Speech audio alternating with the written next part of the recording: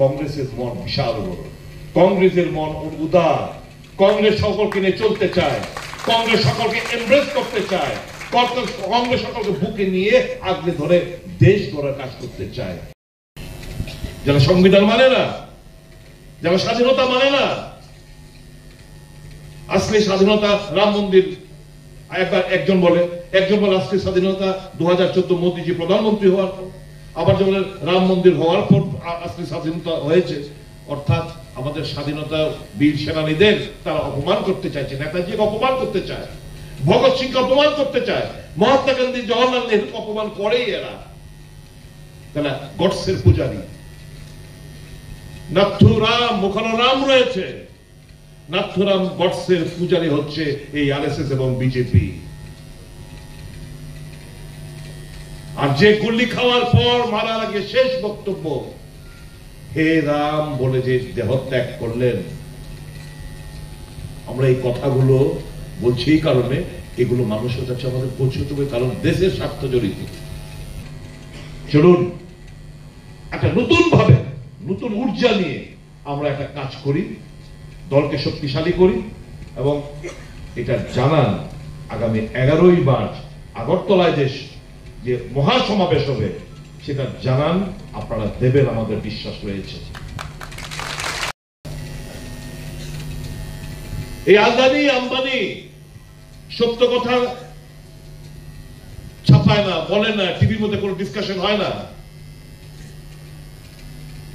এই যে হাতে বেরিয়ে পায়ে শিকল বেঁধে এনেছে আমাদের ভারতীয়দের প্লেন দিয়ে আমেরিকা থেকে, কোন টেলিভিশন ডিসকাশন দেখেছেন, ডিবেট দেখেছেন? না। কত বড় ব্যর্থ প্রধানমন্ত্রী। 4000 স্কয়ার কিলোমিটার আমাদের ভারতবর্ষের ভূখণ্ড চীনা দখল করে রেখেছে আজকে তারিখ পর্যন্ত। স্বীকারোক্তি নেই। রাহুল গান্ধী পার্লামেন্টে দাঁড়িয়ে বলছে, সে প্রাক্তন সেনাপ্রধানরা বলছে, লে লাদাখ অঞ্চলের সেনারা বলছে, কিন্তু এরা এখন মানতে নারাজ। কি বলেছিল? একটা মাথা নেবে 10টা মাথা কেটে আনবো।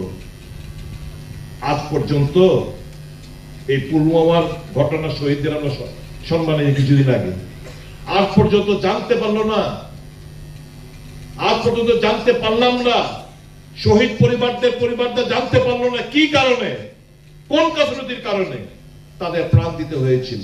দেশের মানুষ আজকে উপলব্ধি করতে পারছে কত বড় বিপদ তারা ডেকে এনেছে। হামদো হামারা দো, এরা বিক্রি করছে, এরা কিনছে, দেশ বিক্রি করছে, এরা কিনছে। লাভদায়ক যে আমাদের সংস্থাগুলো, সেগুলো এদের কাছে বিক্রি করেছে। কি নেই এদের হাতে? তেল, oil, refinery Adani, defence Adani, rail Adani, airport Adani. কোন সেক্টরে এদের নেই বলুন না? সমস্ত দালালি করে করে করে করে এজেন্সি করে করে কোনো এক্সপিরিয়েন্স নেই, কিন্তু তারপরে তাদেরকে দিয়ে দিচ্ছে। ইউপিএর জামানায় একের পর এক গরিব মেহনতি মানুষ, কৃষক 72,000 কোটি টাকায় কৃষি ঋণ মুকুব, কৃষি যারা ঋণ নিয়েছিল তাদের মুকুব করে দেওয়া হয়েছিল ডক্টর মনমোহন সিং। খাদ্যের অধিকার আইন, ন্যাশনাল ফুড সিকিউরিটি অ্যাক্ট,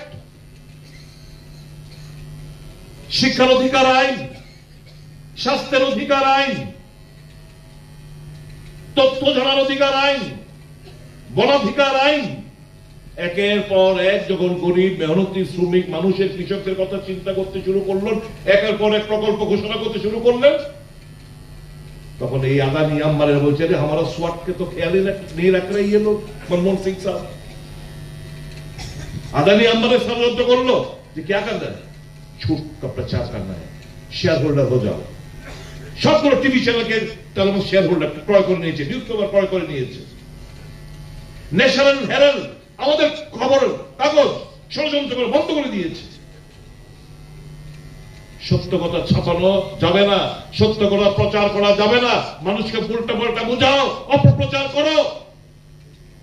ওই গোবিল প্রচার করে করে করে করে মানুষকে বিভ্রান্ত করে। বলুন না কি 2000 মনমোহন সিং এর লাস্ট পোর্শনটা কি ছিল? 2G 3G কয়লা ঘোটালা, স্পেকট্রাম ঘোটালা, কমনওয়েলথ ঘোটালা। একটা বলুন, এত বছর ধরে প্রধানমন্ত্রী নরেন্দ্র মোদী একটা কংগ্রেসীদের কিংবা তার সহায়ক দলের একজনকেও জেলের মধ্যে পাঠাতে পেরেছে? সি কমপ্লেনের অর্ডিন্যান্স জেনারেল বিনোদ রায়ের রিপোর্ট, সে রিপোর্ট পাবলিক অ্যাকাউন্টস কমিটি এগুলো পরীক্ষা নিরীক্ষা করার পর একটা রিপোর্ট দেয়। বিনোদ রায়ের রিপোর্টের পরে খবরের কাগজ, টিভি, টেলিভিশন মানুষকে বিভ্রান্ত করার জন্য সে আছে কংগ্রেস চুরি করে দেশটা বেঁচে চলে যাচ্ছে। আকাশ পাতাল, সিপিএম কইছে, বিজেপি কইছে, সবাই কইছে কংগ্রেসকে কোণঠাসা করার জন্য।